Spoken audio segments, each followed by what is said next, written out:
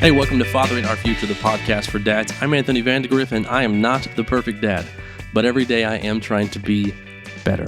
And if you're listening to this, dads, I hope you were trying to do the same. But I've got some bad news today. If you know you're imperfect, and you know you're trying to be better, that means you're going to fail. It means you're going to make mistakes as a dad. And there are some people out there who are waiting in the shadows, lurking and watching, because they want to see you make those mistakes. They want to watch you mess up and fail because they want to remind you about those mistakes and they want to tell other people about those failures. I'm talking about your critics, and we all have them. We will all face criticism. We will all face what I'm going to call dad shaming. And I know that that's typically spoken of in reference to moms with mom shaming. It's a real thing, but I also think that it's real and valid for dads too. So I want to talk to you about overcoming dad shaming. There's 3 things that I believe that you can do that I do my best to implement anytime I face a form of criticism as a dad or just in general in my life. 3 things that you can do that I think will help you manage and ultimately overcome the criticism that you receive as a father.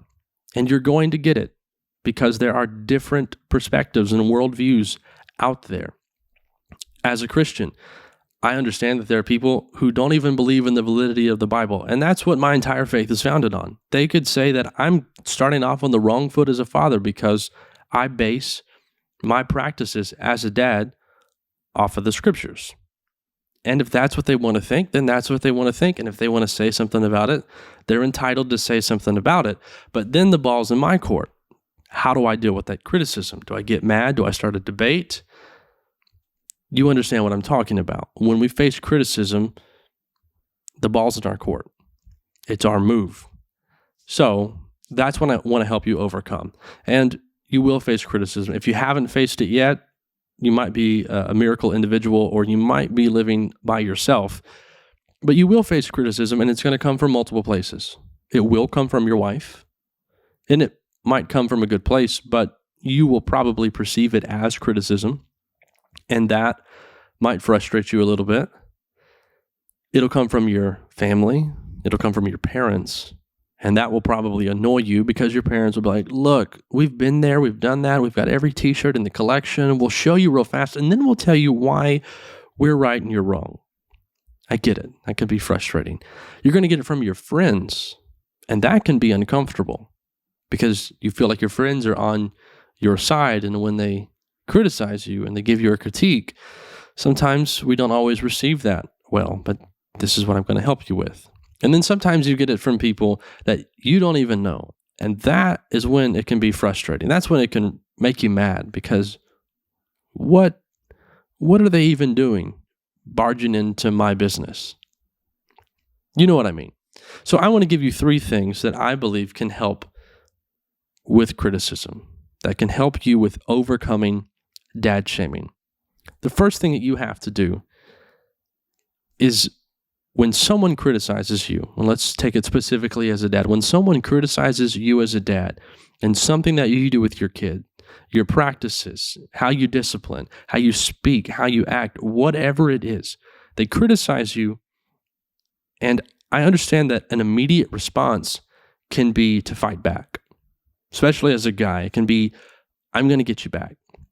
But when you do that, you immediately begin to play the game that they have started. And that's not a game that you want to play because remember this, the people who criticize and they do it with spite, they do it out of hatred. It's not constructive criticism. It's not feedback that's intended to help you. When people criticize you, it typically means that they might be a little more broken than you are. And they're trying to pull you down to their level. So, if you are a Christian, as I am, my perspective is, well, I should probably pray for them because Jesus talks a lot about how we deal with our enemies. You get hit in the face, you turn the other cheek. Someone takes your stuff, you don't even ask for it back. Please don't take my stuff because I don't want to disobey the Bible. But Jesus says that you love your enemy. So remember, your critics are probably more broken than you are, and we are all broken, but they're not handling the brokenness very well, or maybe they're trying to handle it and not giving it to God, And that's a different topic for a different day. But just remember, when criticism comes your way, it's coming from a place of brokenness, and it has an intent to bring you down. And if you engage in the same fashion that your critic engaged with you, then you lose. So the first thing that you have to do in order to overcome dad shaming is you have to work on yourself. You have to ensure that you have self-honesty and self-awareness of who you are and what you are doing. I know who I am. I know the mission that I'm on. I know that I'm an imperfect dad, but I know that I am trying to be better every day. I will make mistakes, and I can face those failures head on because they're a part of the journey. I'm not going to get upset.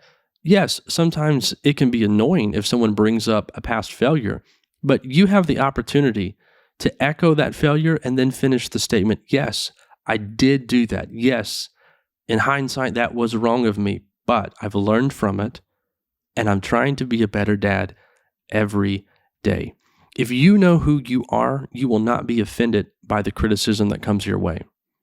My oldest two, their brother and sister, and anyone who is a brother or has a boy and a girl, you understand the rivalry that just naturally exists between a brother and a sister. They like to fight. They like to bicker. They love each other so much.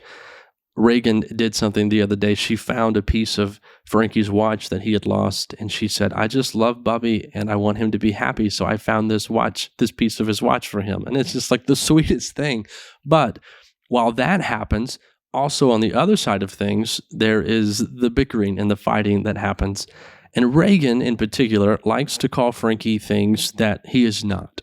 And by that, I mean she likes to call him a banana. It's just an example. And he gets so upset because he's not a banana, and he knows he's not a banana, and he doesn't want anyone calling him a banana. And I have to pull him to the side and say, Frankie, are you a banana? No. Then why are you upset? You know who you are. She's being silly. She's just playing a little game. Either play the game because you're her brother, or just ignore it because you know it's not true. People will say stuff about you all the time. And if it's not true, then don't worry about it. Because, yes, rumors can spread and people can have assumptions about you, but people will know you by your fruit. They'll see the things that you're doing, and when they don't line up with all the junk that they've heard about you, their opinions of you will start to shift because they will realize, okay, what I heard can't be true. Because someone who apparently does what I heard wouldn't be doing this. And they'll see your consistency. They'll see your mission to be a better dad every day. So don't be offended when criticism comes your way, especially if it's not true. If it's wrong, then it's wrong. But you have to know who you are in order to distinguish that. Or you're just going to get upset at every little thing, and ultimately you will become everything that they're saying you are. If they say you're a grumpy, angry dad and you respond as a grumpy, angry man to criticism, who was right? It will look like they were. So know who you are.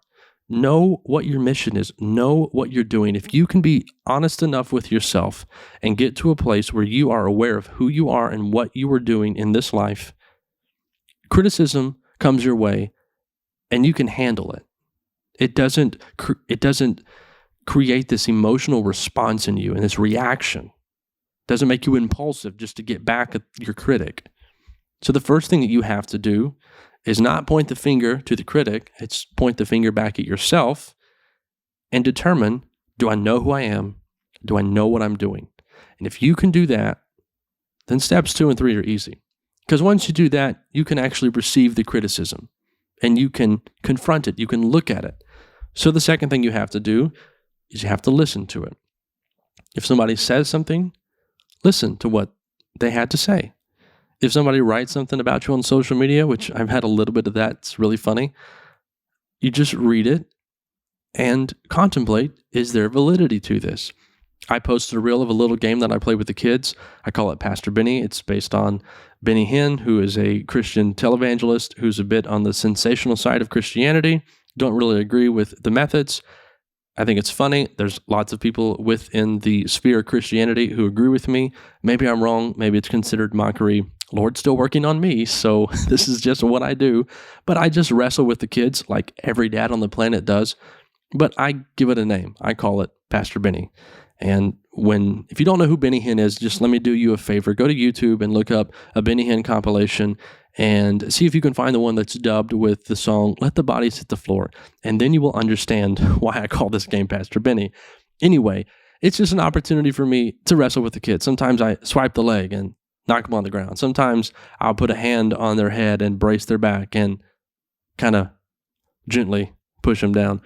I play this game, and it wasn't even a clip of me actually doing that with the kids. It was just a clip of the baby coming in because she wanted to play. And I say she's a baby, but she's almost 2. I want her to always be the baby. I'll get over that at some point, but she's almost 2 and she likes to play the game. She comes in and I always ask her, what's your need? Well, this time she just sat down in front of me and just flopped back all on her own. She knew what she was doing. And we were just having fun. Well, some people said, it's weird that your kids are laying down. I'm thinking, is it weird that people lay down? Like, this isn't weird.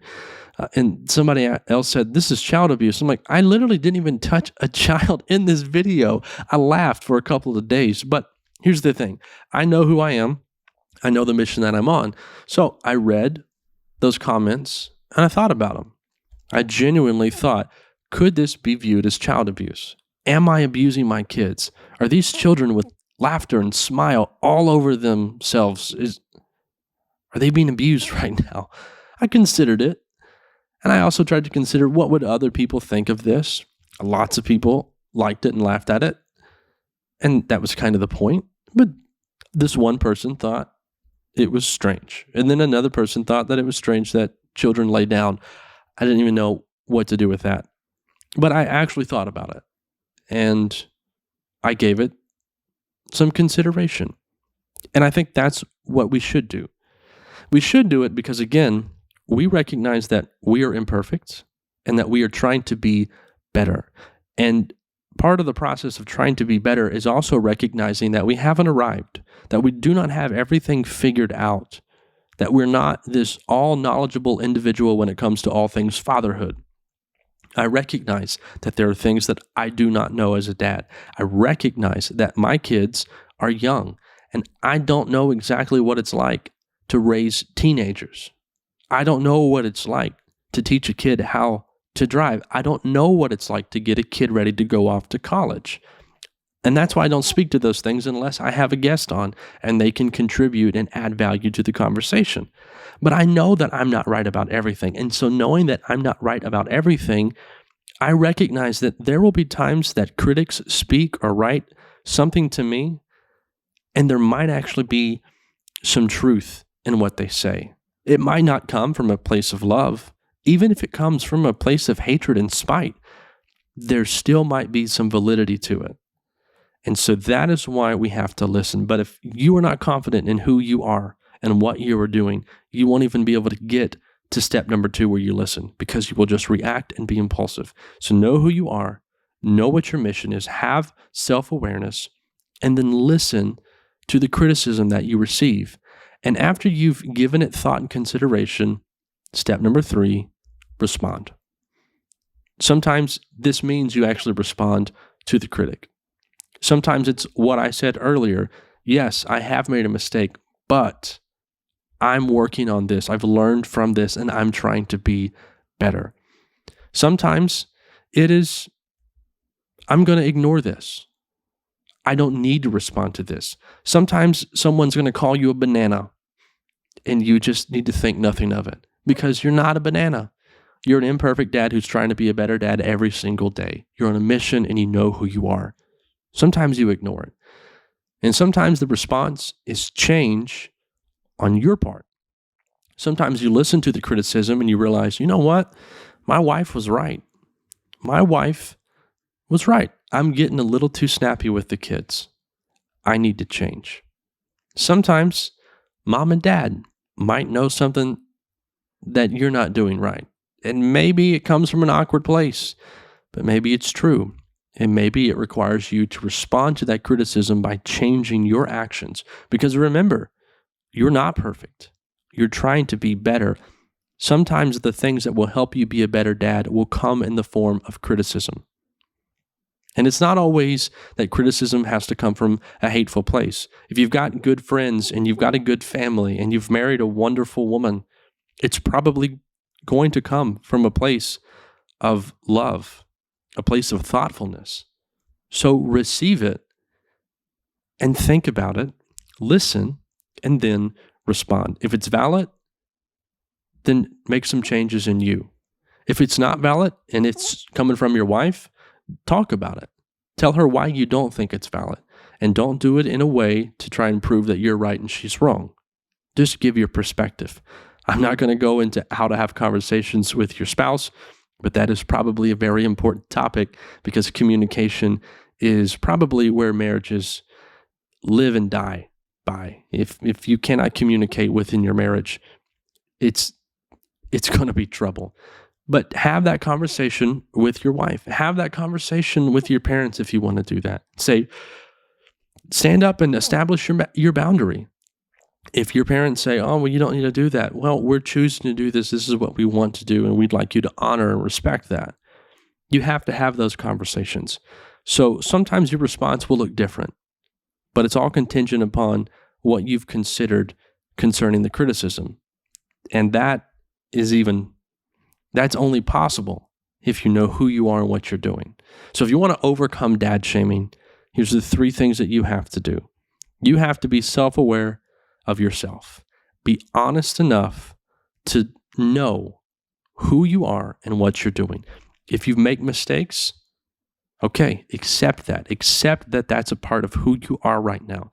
If you're in a particular place in life where it's not great, accept and acknowledge that that is the case right now, but you're on a mission to try and be better every day. You're working to change things.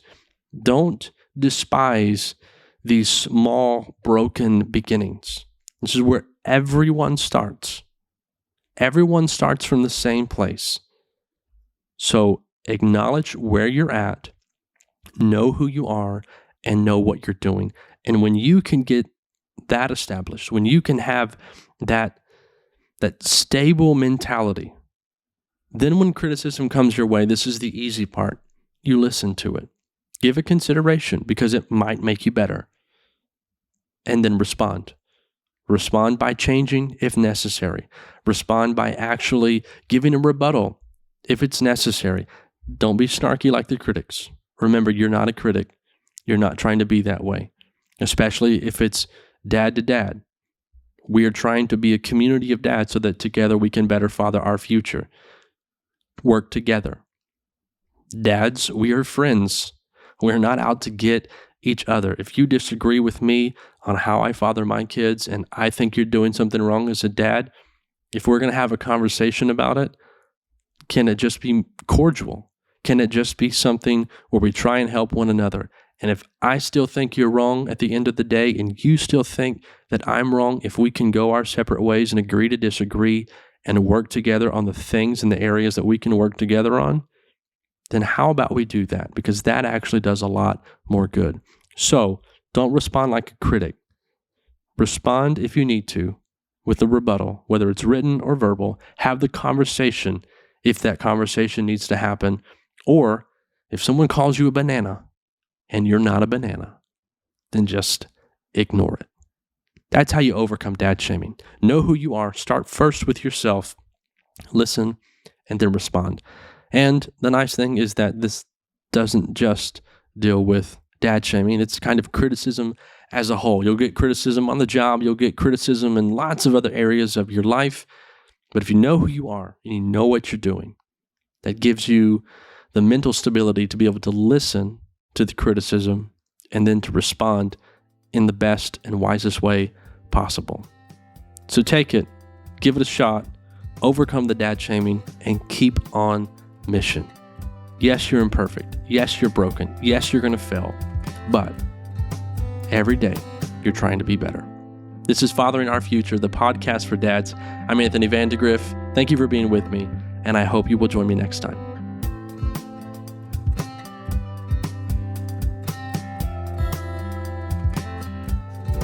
Hey, thanks for watching today's episode. I hope it has blessed you and challenged you to strive to be a better dad every day. And if you'd like more great content like this, just subscribe to the channel. Also, if you think dads are valuable and essential to the family, consider supporting this effort. Just go to fatheringourfuture.com and click support. Every contribution helps, and it's greatly appreciated. Thank you for being a part of Fathering Our Future.